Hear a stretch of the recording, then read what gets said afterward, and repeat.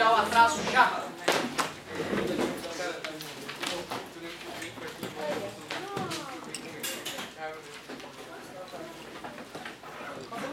Página 22, exercício 1. É possível ocorrer colisão com coeficiente de restrição negativo? Justifique. Espera aí. Nós vimos que o coeficiente de restrição era a divisão da velocidade de afastamento sobre a velocidade de aproximação. O que essas barrinhas indicam? Módulo. Então, como o coeficiente de restrição é definido através da divisão dos módulos das velocidades de afastamento pela velocidade de aproximação, automaticamente vai ser sempre um resultado positivo. Então, isso ou zero, não. Pois o coeficiente de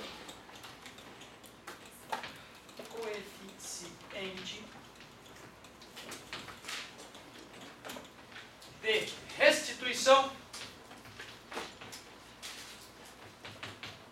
é definido como a razão entre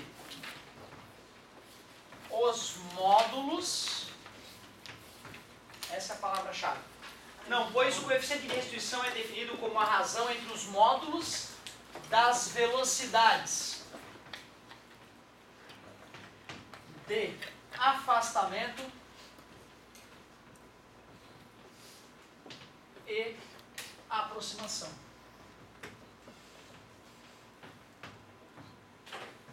Logo, temos, pode ser um ponto final, logo temos E é maior que zero, maior ou igual a zero, menor ou igual a 1. Essa é a faixa de possibilidades do coeficiente de restituição. Como eu odiava ter que escrever, cara, nas questões discursivas.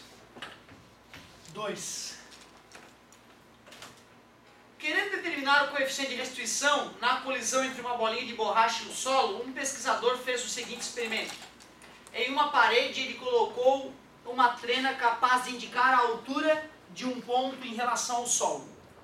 Em seguida, ele soltou a bolinha de uma altura conhecida, deixou-a bater no chão e verificou a nova altura em que ela retornou. Desprezando a resistência do ar, como ele pode calcular o que desejava? Que bonita essa questão, cara. Essa questão é a mais bonitinha de todas. É uma questão muito completinha. Tu viu, o cara chegou, colocou uma trena lá na parede, colocou atrás da parede uma trena, dava de ele ver as alturas então que a bolinha estaria, soltou a bolinha de uma altura conhecida, e depois que ela quicou no chão e voltou, ele foi lá e viu até que altura ela retornava.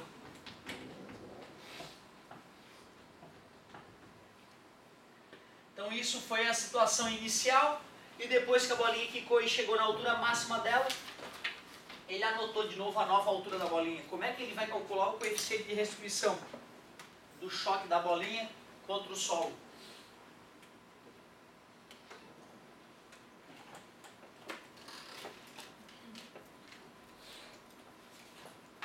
Na hora que ele soltar a bolinha vai começar a descer.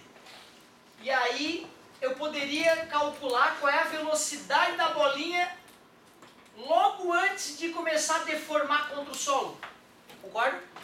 Já que ele pediu para desprezar a resistência do ar, que tipo de cálculo eu faria daqui para cá? A energia potencial gravitacional se transformou em energia cinética. mgh igual a mv ao quadrado sobre 2. Corta as massas, o 2 passa multiplicando, extrai a raiz quadrada. Eu vou calcular assim a velocidade com que bateu no chão, né? O chão não está parado. Tu concorda então que essa velocidade é a própria velocidade de aproximação? Né? A própria velocidade de aproximação, isso aí. Na hora que a bolinha estiver com uma certa velocidade antes de bater no chão, está se aproximando do chão com uma velocidade de v. Que vale quanto? Raiz de 2gh. Quem é h?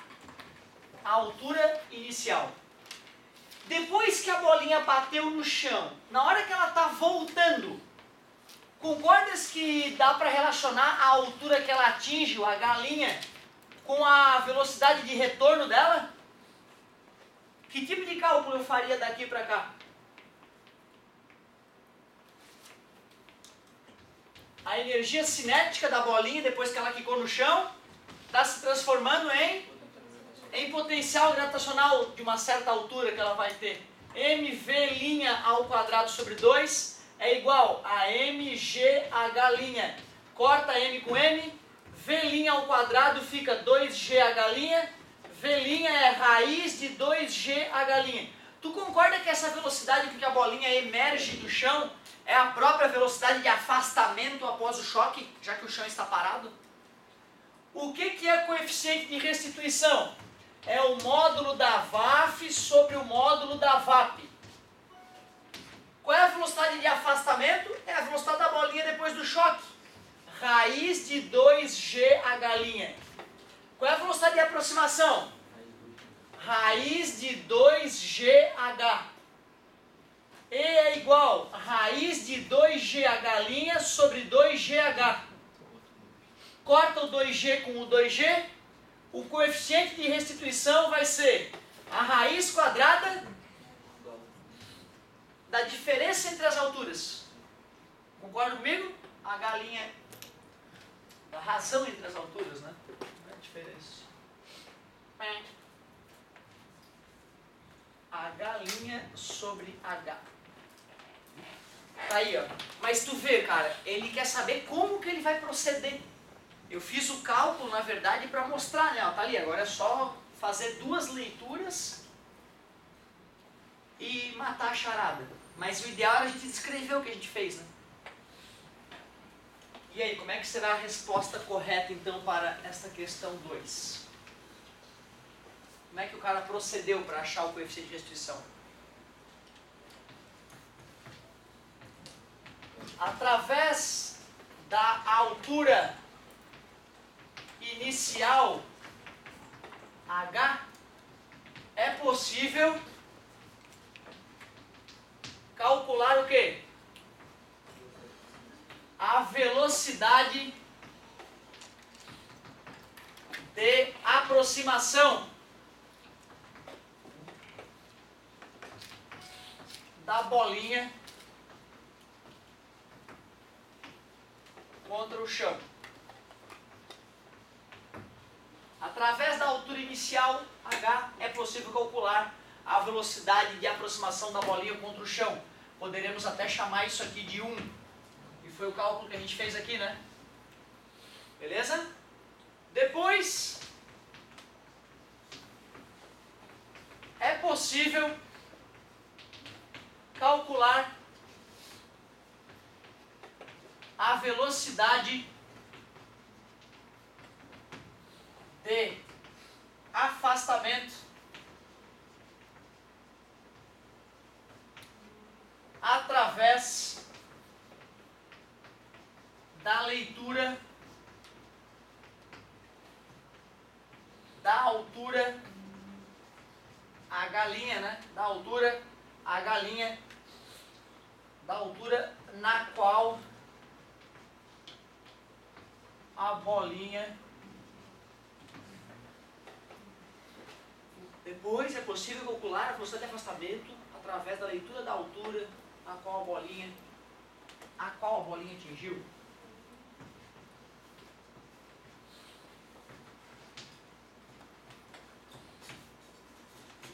Após bater no chão. 2. Esse foi o segundo cálculo. Finalmente,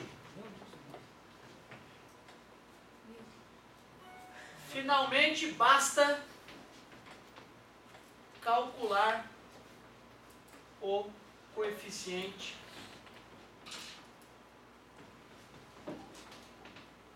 de restituição. 3. Credo! Aí fica legal. Aí fica legal a solução. Vamos ver a solução do doutor. As velocidades relativas de afastamento e aproximação entre a bolinha e o chão podem ser calculadas pela equação V é igual a raiz quadrada de 2GH. Então tu vê, ele simplesmente já... tá aqui. V é igual a raiz 2GH. Sendo H a altura que a bolinha atinge, ou a altura que a bolinha foi abandonada. Para calcular o coeficiente de restituição, basta dividir essas duas velocidades, de afastamento e aproximação. Após simplificação, ficou HF sobre HI elevado ao meio. Raiz de H, linha sobre H. Humildemente, nesse caso, a nossa explicação foi muito mais completa. Mas, via de regra, é o contrário. A apostila geralmente traz respostas mais completas do que as nossas. Show de bola! Cara, eu acho que esse era o tipo de questão que eu mais odiava na minha vida. Porque tinha que... não era para fazer conta, era para pensar e responder. Meu Deus, que chato que eu achava isso. 3. Questão 3. Meu Deus, mais uma discursiva. Dois corpos de massas idênticas movimentam-se com velocidades de mesmo módulo e mesma direção, mas sentidos opostos. O que ocorre após a colisão entre eles se ela for inelástica? Olha o que ele está dizendo, meu querido. Um cara vem de lá com uma certa quantidade de movimento. O cara vem de lá com uma certa quantidade de movimento. E ele diz que as massas são iguais, as velocidades têm o mesmo módulo. O que eu posso afirmar sobre o módulo da quantidade de movimento 1 e o módulo da quantidade de movimento 2? São iguais. O que é colisão inelástica? É quando bate e gruda, não é isso? Grudou. Já que a quantidade de movimento inicial é igual à quantidade de movimento final, no início vai ser Q1 menos Q2, já que é vetorial. Concorda comigo? Isso vai ser a quantidade de movimento final, mas como em módulo eles são iguais, um número menos o mesmo valor em módulo dá zero. Se eu estou descobrindo que a quantidade de movimento final é zero, a única explicação é que os objetos ficam parados. Após o choque, os objetos param.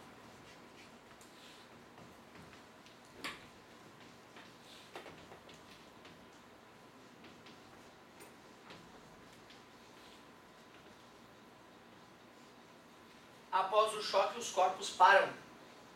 Eles param, pois devem permanecer juntos e totalizando quantidade de movimento igual a zero, lógico. Quantidade de movimento é uma grandeza vetorial.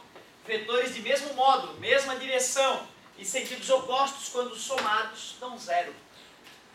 Show de bola! Então, questãozinha mais light, essa 3. Questão 4.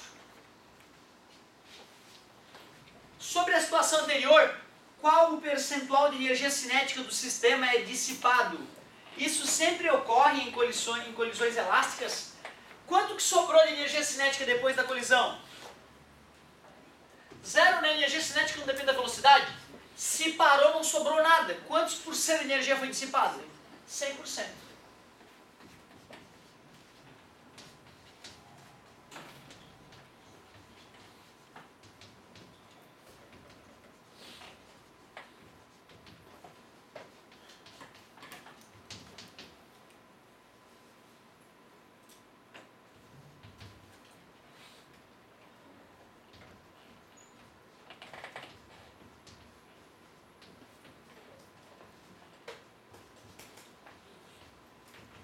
Não. 100%, pois toda a energia cinética se anulou depois do choque. Se transformou. 100%, pois toda a energia cinética se transformou depois do choque. Né? A energia não desaparece. Beleza. E aí, galerinha? Toda colisão que os corpos ficam grudados vai eliminar completamente a energia cinética?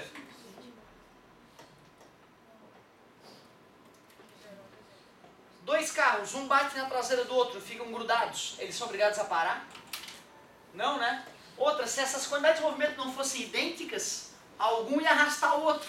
Ia sobrar um pouquinho de energia cinética. Então se não mover depois da colisão, daí Isso. Mas, né, ele perguntou o quê? Deixa eu ver. Isto sempre ocorre em colisões elásticas? Não. A resposta é não. Pois nem sempre os objetos param depois de se chocar inelasticamente. Resumindo, é só nessa situação mesmo. Objetos que se chocam inelasticamente com a mesma quantidade de movimento em módulo e sentidos opostos, mesma direção e sentidos opostos. Em qualquer outra situação vai restar, mesmo que uma gotinha de energia cinética. Então não, pois nem sempre os objetos param depois de se chocar inelasticamente. Pois não. Eu escrevi não, só nesse caso, porque a massa e a velocidade eram iguais. Isso, ainda de repente falar que a velocidade era igual em módulo, direção e sentido oposto. Porque mesmo que se eles batem de ladinho, por exemplo, já não vai parar, vai grudar e vai continuar com uma certa velocidade. Certo? Muito bem. É isso aí. Questão 5. Nada de conta ainda por enquanto. Vamos ver. Tentar uma continha ali. 5. Movimentando-se na mesma reta, dois corpos A e B possuem velocidades escalares igual a 6 e menos 8. Estou entendendo. Peraí. Tem uma mesma reta, tem um corpo A se movimentando com velocidade de 6 metros por segundo e um corpo B se movimentando com menos 8. Então esse menos sugere que ele está indo no sentido oposto da reta. Após colidirem, suas velocidades passam a ser respectivamente iguais a menos 2 e 5 metros por segundo. Então após a colisão o desenho seria assim, ó. O corpo A está voltando agora com menos 2 metros por segundo, enquanto o corpo B está avançando depois do choque com 5 metros por segundo. Que tipo de choque ocorreu entre eles? Olha, a única forma de eu classificar esse choque é eu calcular o famoso coeficiente de restituição. Depois de calcular o coeficiente de restituição, eu vejo se der 0, inelástico. E eu já sei que não é 0 porque se afastou. Se der 1, perfeitamente elástico. Aí seria um fenômeno paranormal, porque objetos, exceto as moléculas de um gás, né, quando se chocam, perdem energia. Então se eu fosse chutar, eu ia chutar parcialmente elástico, mas então, na física, chutes não são bem-vindos. Vamos calcular o VAF sobre o VAP. E igual. Galera, dá uma olhada depois do choque. Com que velocidade esses caras estão se afastando? Um cara vai para lá com 5 metros por segundo, o outro vai para lá com 2 metros por segundo. Com que velocidade eles estão se afastando? 7 metros por segundo. É intuitivo, né, cara? Se eu estivesse correndo atrás do outro, eu subtrairia. Não é isso? Para tu não ter que pensar nisso, tu sempre vai fazer a velocidade de afastamento como uma menos a outra. Sempre tu vai fazer uma menos a outra. Sempre. Respeitando o caráter vetorial da velocidade. Velocidade do A. Menos 2. Velocidade do B. 5. Aquele menos é da fórmula, tá vendo? Dá o módulo disso. Velocidade de afastamento é módulo de menos 7 e velocidade de afastamento é 7 metros por segundo, como a galera havia dito. 7. Velocidade de aproximação. Cara, vai ser sempre uma subtração a velocidade de aproximação também. Sempre uma subtração. Basta tu respeitar os sinais das velocidades. Calcular uma diferença de velocidades vai ser sempre uma diferença. Menos. Qual é a velocidade do corpo A antes do choque? 6. Qual é a velocidade do corpo B? Menos 8. Esse menos era da velocidade, esse menos é da conta. Muito perigoso. Velocidade de aproximação. Menos com menos. 6 com 8. Módulo de 14. 14 metros por segundo. E igual 7 dividido por 14. Isso, 0,51 sobre 2. Posso afirmar que 50% de energia cinética foi dissipado? Quando der 0, vai ser 100% dissipado? Não, né? Acabamos de ver que tem coeficiente de restituição que dá 0.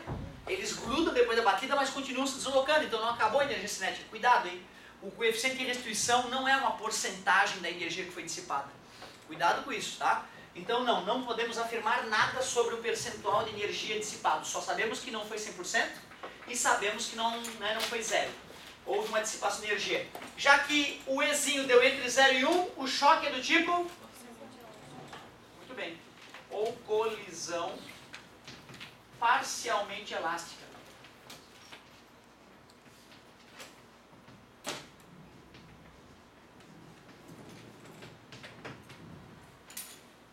cara, essa história de calcular a velocidade de aproximação e afastamento, eu já vi muito aluno bom se perdendo nessa história. Tu pode usar a tua intuição. Quando dois carros vêm um de frente para o outro, todo mundo sabe que a velocidade, que a pancada pode ser mortal, batida de frente. Por isso que a velocidade de aproximação era grande, por isso que tu soma em módulo as velocidades. Batida na traseira é menos grave, porque um carro está tentando se afastar do outro, enquanto o carro que bate vem mais rápido.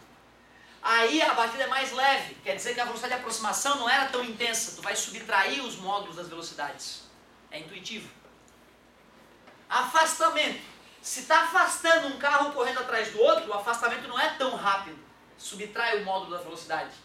Está afastando assim, um cara está indo para um lado, outro para o outro. O afastamento vai ser muito mais rápido do que assim, concorda comigo? Intuitivo, né?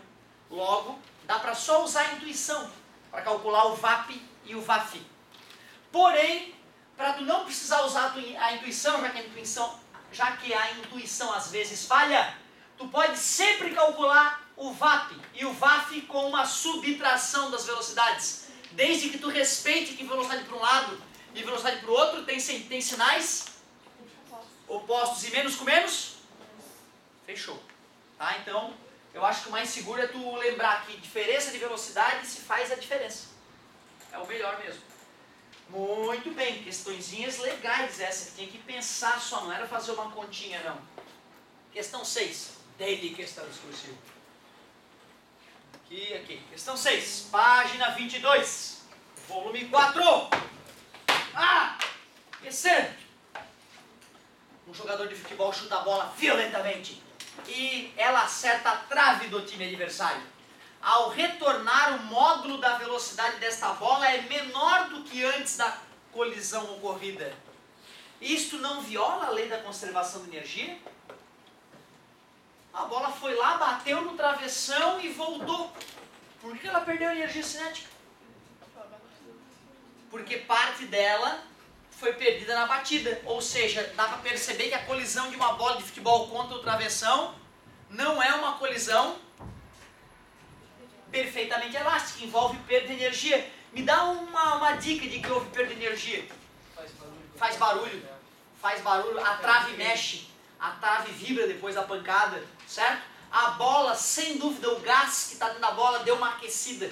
Nós vamos aprender isso ano que vem na estudo dos gases, que quando a gente espreme um gás, comprime um gás, a gente realiza trabalho sobre ele e aí a tendência dele é aquecer. Quem enche o pneu da bicicleta ou a bola de futebol em casa percebe isso, a bomba ficando aquecida devido à compressão do ar, certo? Então sim, tem várias perdas de energia. Então não viola a conservação de energia, porque ao se chocar, a bola perde uma parte de sua energia cinética. É essa a explicação que eu daria, certo? Então, não, pois quando a bola se choca com a trave, não, pois quando a bola se choca com a trave, há perda de energia. Poderia ser dissipação para ficar bonito, né? Dissipação de energia cinética. Afinal, o choque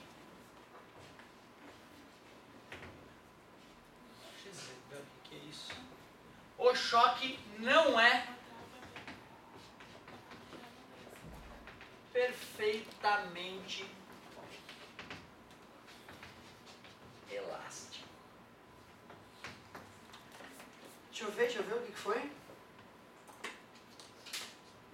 Acerta a trave, é isso aí. Não, pois quando a bola se choca com a trave, a perda de energia cinética, a perda,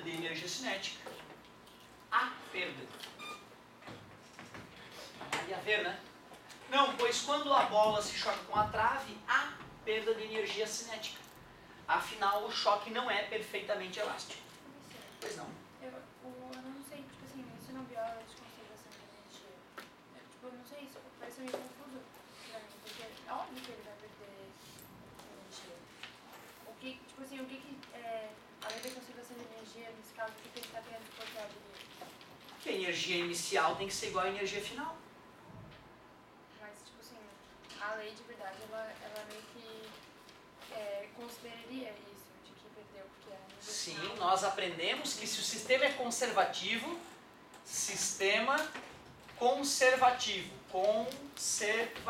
energia mecânica inicial igual a energia mecânica final. É assim que a gente aplicaria o princípio da conservação. Sistema dissipativo. A energia mecânica inicial menos as perdas é igual à energia mecânica final. Então o aluno deveria lembrar que não pode poder. Outra explicação, não, pois trata-se de sistema dissipativo. Certo? Eu puxei mais para a matéria atual, né, para não retornarmos muito. Mas é isso mesmo. Ou seja, assim, para o cara que está um pouco mais maduro, fica uma pergunta meio bobinha essa já. Né? Vamos ver o que o autor da apostila disse. No momento da colisão, pode-se ouvir o barulho provocado pelo impacto da bola com a trave. A conservação de energia não é violada, pois parte da energia cinética da bola é transformada em energia sonora e outra parte continua como energia cinética para a bola retornar.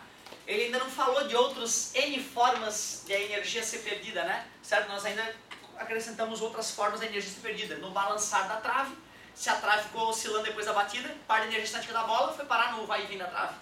Concorda comigo?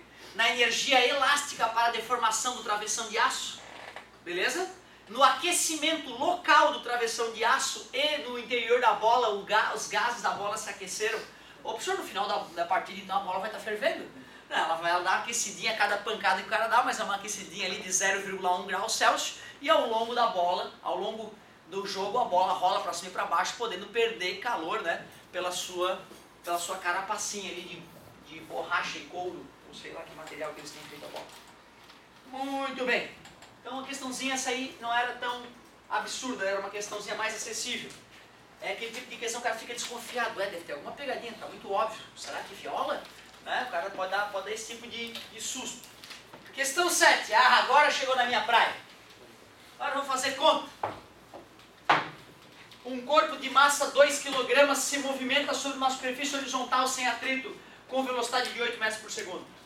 Tal corpo choca-se frontalmente com outro corpo de mesma massa, que se encontrava em repouso sobre a superfície. Sabe-se que após a colisão, os dois corpos aderem um ao outro, passando a se movimentar juntos. Em tal contexto, qual é a velocidade do conjunto de corpos unidos após o choque entre eles? Essa questão tu só faz uma vez na vida. Tu faz uma vez na vida e na próxima tu já responde que é a metade. Porque, poxa, o cara tinha uma certa massa e uma certa velocidade. Ele tinha uma certa quantidade de movimento. Bateu num cara de mesma massa e grudou. Agora o corpo que continua se deslocando tem o dobro da massa do corpo anterior.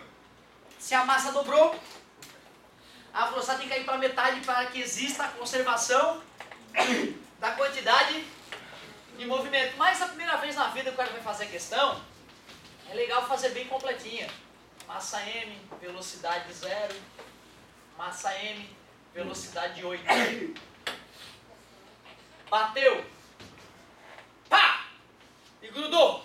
M e M. E aí a velocidade é V. Quantidade de movimento inicial igual a quantidade de movimento final. Corpo A, corpo B é igual corpo A, corpo B. Início. Fim. Não deu a massa, disse que era M. A velocidade ele disse que era 8. A massa ele disse que era M e estava parado. A massa é M, a velocidade eu não sei. A massa é M e a velocidade é a mesma do outro sujeito, já que eles grudaram. 8M é igual MV mais MV, 2MV. Divide ambos os lados por M, está multiplicando, passa dividindo. Na próxima vez que nos fizerem essa pergunta, nós não calcularemos, nós simplesmente responderemos imediatamente, sem cálculos. Letra C. Por que caiu pela metade mesmo? Porque dobrou a massa.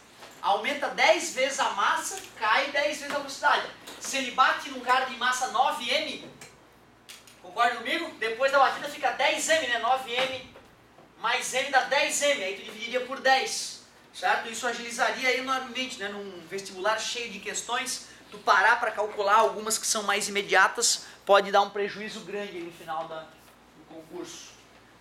A última tarefinha bonita e honesta essa, hein? Cara, se tu ficar pensando quantos exercícios nós corrigimos ao longo do ano de física e matemática, meu Deus, se nós tivéssemos usado o apoio para ir um pouco além, uma coisa que eu tenho que confessar, né? Eu acho que foi algum problema de horário, na verdade, né? Mas eu vejo muito raramente a gurizada do primeiro B vindo no apoio, e é uma turma que eu já elogiei vocês, né? Uma das turmas que melhor, mais gostoso de trabalhar, melhor rendeu. E eu fico pensando, pô, se a gente tivesse aproveitado a nossa quinta aula melhor, a nossa aula de apoio, a gente poderia ter ido tão além. Eu queria muito que ano que vem a galera que ficar por aí, tiver vontade de ir um pouco além na matemática, venha nos apoios, trazendo sempre questões de vestibulares, concursos, Olimpíadas, para a gente sofrer mesmo junto no apoio. Porque o apoio foi muito subutilizado esse ano. A maioria da galera que veio no apoio vinha sem pergunta, vinha assim, o que vai ter? Sem uma pergunta. Ou às vezes perguntava uma coisa que já tinha sido resolvida, que já estava até na internet, que poderia ter sido pesquisada de outra forma. O apoio deve ser usado para ir além. Ou para quem tem mais dificuldade, vem no apoio e repete, professor, aquela parte ainda não estou satisfeito, vamos fazer mais uma vez. A gente repete, também não tem problema. Questão 8. Um caminhão parado em um semáforo teve sua traseira atingida por um carro. Isso dá muita morte. Logo após o choque, ambos foram lançados juntos para a frente, colisão inelástica, o carro grudou na para-choque do caminhão, com uma velocidade estimada de 5 metros por segundo, 18 km por hora, na mesma direção em que o carro vinha. Sabendo-se que a massa do caminhão era cerca de 3 vezes a massa do carro, então não é um caminhão, foi possível concluir que o carro, no momento da colisão, trafegava a uma velocidade aproximada de... Então tu vê, tinha o caminhãozinho, na verdade, né? Caminhãozinho, e veio o cara com o nubito e bateu. E depois da batida grudou. Por isso que ele falou que era colisão inelástica. Sangue escorrendo ali, tá vendo? E aí o cara pergunta, qual é... Aliás, ele falou que depois da pancada, 18 km por hora ou 5 metros por segundo. Esse tem massa M, aquele tem massa 3M. Então um carro 1 tonelada, um caminhão de 3 toneladas, não é caminhão ainda. Certo? O caminhão começa a ser chamado de caminhão depois de 4 toneladas, ou 3 e pouco. Então ainda é uma caminhonete. Mas tudo bem, vamos pegar um carro de 2 toneladas maiorzinho, aí dá um caminhão de 6 toneladas, é um Mercedinho já. Beleza. Muito bem. Já que é um choque, conservação da quantidade de movimento, porque é um sistema isolado. Antes do choque, massa do carro, velocidade do carro, mais massa do caminhão, velocidade do caminhão. Depois do choque, massa do carro, velocidade do carro, mais massa do caminhão, velocidade do caminhão.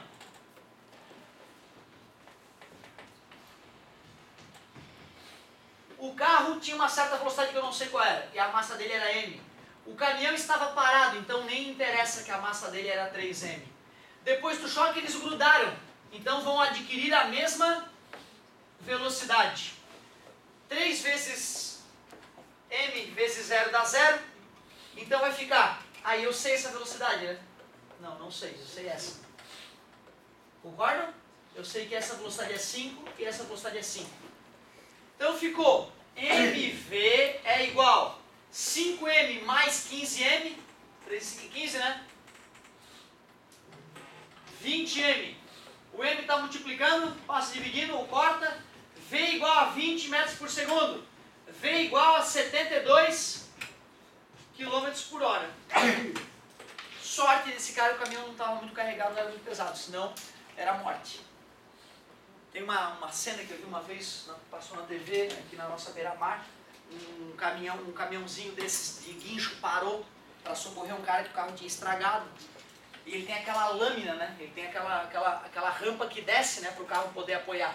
Ou seja, não tem um para-choque aqui para evitar de que essa lâmina entre num carro que bata na traseira, né? Ou pelo menos não tinha. Agora mudou um pouquinho a legislação para proteger mais os carros que batem na traseira dos caminhões, né? O para-choque do caminhão atualmente tem que ser mais robusto. Tem que conseguir impedir de que o carro entre debaixo do caminhão. Certo? Porque se o carro entra debaixo do caminhão, essa parte aqui vai bem no para-brisa, vai bem na cabeça das pessoas. E aí, cara, tu vê, acho que a mãe tá falando no celular na hora, alguma coisa desse tipo. Tava ela e a filhinha no carro. ela foi fazer a curva e logo depois da curva tava o caminhão, o pisca-alerta ligado, tudo certinho para recolher um carro que tava quebrado por ali. E aí tem a imagem, né, das câmeras da polícia ali, ela nem pisa no freio, ela vai direto, cara. Aquela lâmina entra dentro do carro e mata as duas na hora. Então tu vê, às vezes tá lá tua filhinha, né, cara, tua razão de viver, e aí tu dá uma de mané, vai lá falar em usar o celular durante o volante. Isso mata muita gente, galerinha.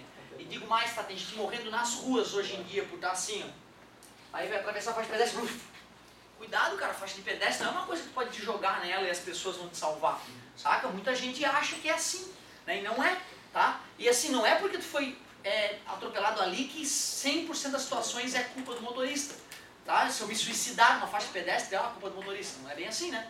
Então tem que tomar cuidado. E aí a galera tá caindo em buraco direto, o bueiro ali tá aberto por algum motivo, tá reformando, o cara tá lá com o celular, e tem gente que morre com essa bobagem. Ah, então toma cuidado, galerinha. A história do celular aí tá complicada no trânsito e no caminhar das cidades. Parece que na China, inclusive, eles já separaram as calçadas, né? Um lado pra galera que usa o celular enquanto tá caminhando, pra galera que não usa. Porque a galera chega a se esbarrar, entendeu? A galera vai bate de frente e tá dando problema. Então tu vê, né, cara? É uma coisa que a gente vai ter que repensar, né? Não dá pra fazer duas coisas ao mesmo tempo. O cérebro não é bom pra isso. Lá é na China? Eu acho que eu escutei que era na China. Daí eles, quando eles separam, eles botam um poste no lado... Não, mas é pra evitar isso, entendeu? O lado que a galera que usa o celular caminha é um lugar com menos obstáculo, com menos...